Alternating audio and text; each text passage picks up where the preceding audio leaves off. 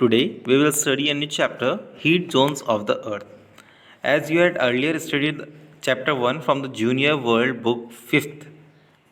The chapter is Parallels and Meridians. From which I said that you need to learn that figure in which all the major latitudes are given. For example, Arctic Circle, Tropic of Cancer, Equator, Tropic of Capricorn, and Antarctic Circle, and South Pole. From that figure only, we just learn some names of the areas as it's shown in this figure. From North Pole to Arctic Circle, there is showing North Freeze Zone. From Arctic Circle to Tropic of Cancer, there is a given North Temperate Zone.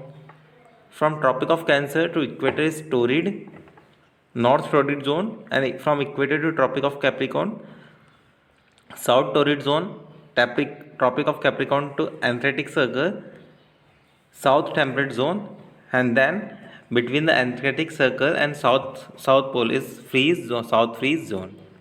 मतलब क्या है, जो आपने जो figure पहले पढ़ी थी, बस उस फिगर के अंदर मैंने कहा था कि इस फिगर को बहुत अच्छे से लर्न कर लेना, जिसमें सारे लैटिट्यूड दे रखे थे, north pole, Arctic circle, tropic of Cancer, equator, tropic of Capricorn, Antarctic circles और साउथ पोल. बस इसमें आपको ध्यान रखना है हमेशा जो सन की रेज आती है वो इक्वेटर पर डायरेक्ट आती है, तो वहाँ क्या होती है, गर्मी वहाँ ज़्यादा होती है, और बाकी जो ऊपर और नीचे होते हैं, साउथ पोल और नॉर्थ पोल, वहाँ स्लांटिंग जाती है, तो उसकी क्या है, डिस्टेंस इंक्रीज हो जाती है.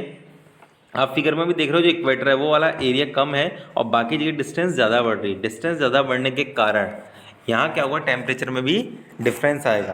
तो जो नॉर्थ पोल का जो टॉप है वहाँ बिल्कुल फ्रीज जोन है, मतलब इतनी वहाँ सर्दी इतनी भयंकर पड़ती है कि हम रह भी नहीं सकते. ऐसे ही नीचे साउथ पोल है, वहाँ भी बहुत भयंकर गर्मी पड़ती है. और बीच में जो इक्वेटर है, ट्रॉपिक ऑफ कैंसर और ट्रॉपिक ऑफ कैप्रिकॉर्न तक, यहाँ बहुत ज़्यादा गर्मी पड़ती है, इसलिए यहाँ टॉरिड जोन है. तो यहाँ टॉरिड जोन के ज़्यादा गर्मी है, तो यहाँ क्या होगा, बरसात भी ज़्यादा होगी. जहाँ ज़्यादा गर्मी होगी वहाँ बरसात होगी ओशन से. तो ये वो जो हमारे जो मैक्सिमम ट्रॉपिकल एवरग्रीन फॉरेस्ट है वो सब इसी एरिया में लाई करेंगे. उसके बाद जो ट्रॉपिक ऑफ कैंसर और एनर्गेटिक सर्कल के बीच में नॉर्थ टेम्परेट जोन है और नीचे साउथ टेम्परेट जोन है, ये रहने के लिए काफ़ी अच्छे इलाके हैं, क्योंकि हम जो क्लाइमेट होता है काफ़ी टेम्परेट होता है, काफ़ी अच्छा होता है. फिर उसके बाद है ऊपर फ्रीज जोन. अब जो अपने इंडिया की पोजीशन है वो इंडिया की पोजीशन इधर आप फिगर में देख रहे होंगे, एक ट्रायंगुलर शेप में फिगर दिख रही है.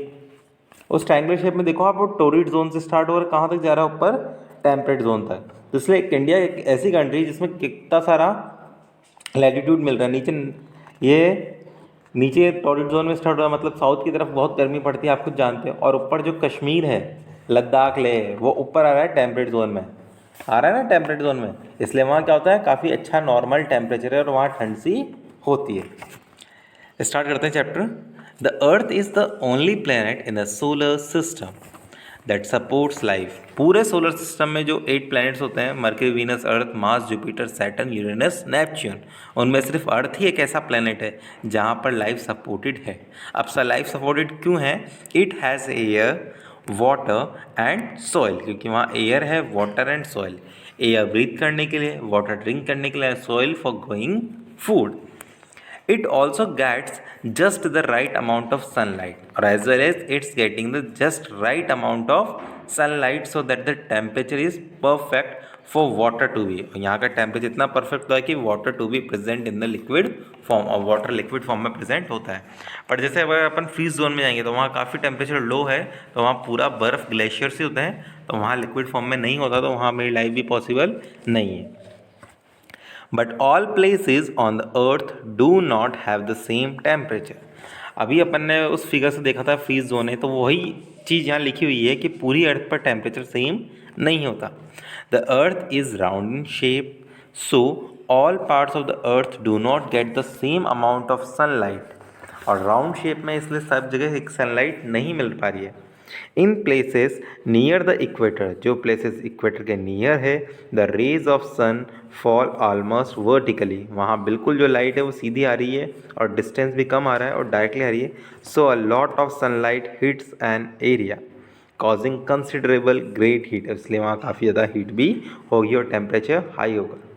इन द हायर लेटीट्यूड, और जैसे आप हायर लेटीट्यूड में जाओगे 10, 20, 30, 40, इक्वेटर से अवे जाओगे ऊपर की साइड भी, नॉर्थ पोल में और साउथ पोल दोनों में, the sun rays fall slanted, तो सन रेज स्लांटेड हो जाएगी, टेढ़ी हो जाएगी और डिस्टेंस बढ़ जाएगी उनके बीच में, spreading over a large area, और ज़्यादा एरिया पे गिरेगी, एरिया भी ज़्यादा मिल रहा है, सनलाइट कम है पर एरिया ज़्यादा है, काउजिंग माइल्ड हीट, तो वहाँ हीट कम होगी, near the poles the rays fall at a greater slant, और पोल्स पे तो काफ़ी ज़्यादा स्लांट पे आ रही है एंगल पे, the spread out a very wide, तो वहाँ बहुत ज़्यादा फैलेगी, हीटिंग वेरी लिटिल, तो वहाँ हीटिंग भी काफ़ी लिटिल होगी।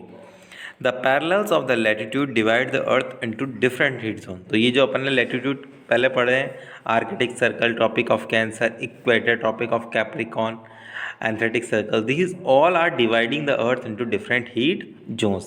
There are three main type of heat zones: torrid means is very hot, temperate mild बिल्कुल अच्छा सा, and freeze means very cold.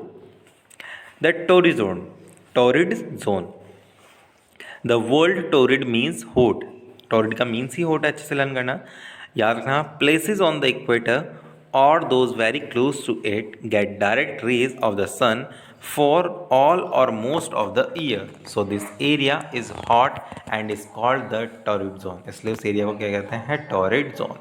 The torrid zone lies between the Tropic of Cancer and Tropic of Capricorn, अच्छे से आपको ये याद रखना है।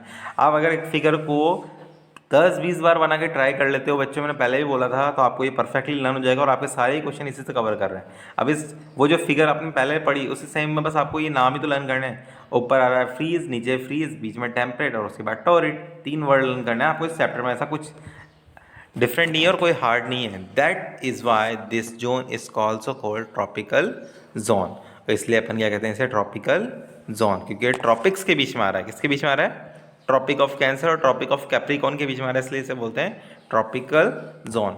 और इनमें जो बाद में आप नेक्स्ट चैप्टर्स पढ़ोगे उनमें आएगा ट्रॉपिकल एवरग्रीन फॉरेस्ट, क्योंकि वो हमेशा एवरग्रीन होंगे और वो ट्रॉपिकल टोरिड जोन में लाई करेंगे। Within the torrid zone the places near the equator are hot and humid, equator के पास जो प्लेस होगी वो काफ़ी हॉट होगी और ह्यूमिड होगी।